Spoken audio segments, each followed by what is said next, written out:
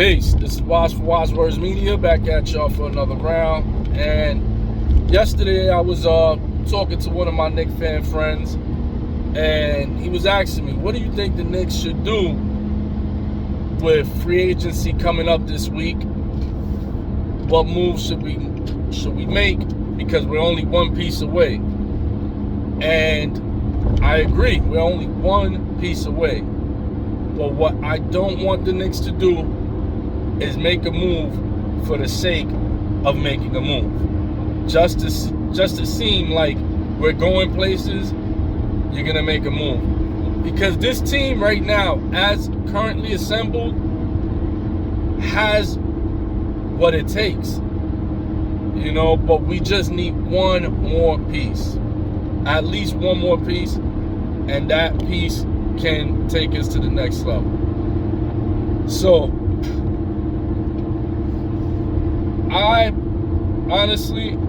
I'd rather the Knicks not make any move this year and not make a move in the next year. Why?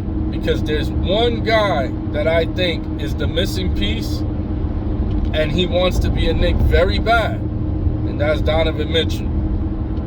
Donovan Mitchell just yesterday was at a Mets game, got his orange and blue, interesting colors, right? Got his orange and blue on, Metsed out, signing autographs. He's in New York all the time, man. His family's from here. He's from here originally. He wants to be a Knick. So before we get on the books with contracts that are going to extend past Donovan's free agency, listen, I'd rather us just be calm. Let's just be calm. Hey man, we've been weathering this storm for how many years now? How many years the Knicks been horrible? 23 years or something like that? Out of the last 23 years, the Knicks been horrible for at least 20 of them. So come on. We can wait about 2 more years. We can give it a couple more years and wait for Donovan Mitchell to come off the books, because he's not re-signing with Cleveland. That ain't happening. That man wants to come here. And I think what further establish his want to be here was how we just made easy work of Cleveland. I think that's going to have a lasting impression on him, and he's going to come here eventually. Believe that. So I think we shouldn't make any moves. If you're gonna make moves, just sign guys for complimentary guys that are your Josh Hart type players that come in, they know their role, they're not going to overstep their boundaries, and understand that this is Brunson's team. RJ's young and developing and still needs the ball, and Julius Randle's the number 2. So for now you don't want nobody to mess that up. But once Donovan Mitchell comes off those books in 2 years, that's who we need to target. So let's just be patient, because at least we have a fun product out there. It's not like 2016 where we're dealing with Bargnani and it's not that type of party right now. Right now we have a competitive team that is young, developing, and we don't have to rush and make a move for the sake of making a move. Sometimes the best move is the move you don't make. All right? So let's just wait for Donovan Mitchell.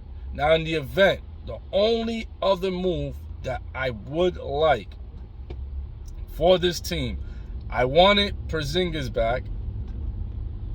I think Porzingis would have been a good fit with this currently constructed Knicks team.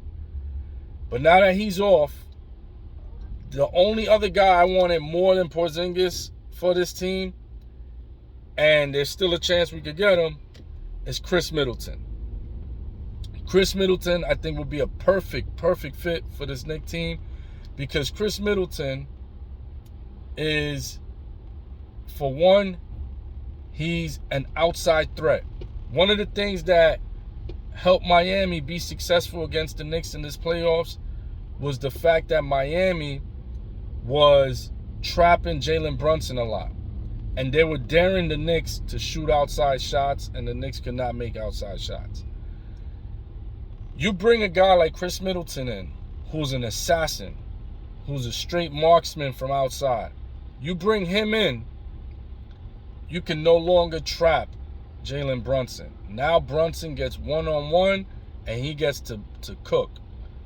But if you have a guy like Middleton out there, and if they actually try to trap Brunson, you got a guy out there in Middleton that's going to be open. Jump shots are going to be there. 3-point shots are going to be there. Amazing free throw shooter. Clutch performer. He's the closer in Milwaukee. And he's a leader, a champion, you know. He was a primary piece to that championship run. He was the guy that they give the ball to in the fourth quarter. He's always been that guy in Milwaukee.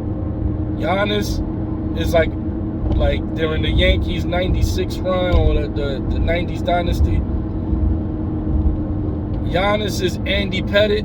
He starts the game, takes you to the fourth, or takes you to the ninth, and Mariano Rivera closes the show out. Middleton, Giannis takes you up to the fourth quarter, but fourth quarter has always been Middleton time. Just take a look. Watch Milwaukee play. Fourth quarter is Middleton time. And we'll have that caliber player, a champion, as one of our leaders on the team. So that's the only guy right now that I'm like, if we're going to make a move, I'm all in for him. As well as Paul George. But Paul George, the injuries, man, you know, the injuries are scary. Paul George, he can't stay on the court. But I would love Paul George, but the only reason I'm not in a haste to make a move like that for Paul George is because of the injury concerns. Middleton, yeah, he was injured last year, but he doesn't have a history of being injured season after season. Middleton's going to give you over 60 games a year. Just last year was the only time he didn't give you over 60. So that's my thoughts on that. Let's just stay patient. Enjoy this young, growing, developing team, and let's wait for Donovan Mitchell. But if we're going to make a move, get Chris Middleton. That's the best fit. I'm Wash for Wise Words Media. Peace.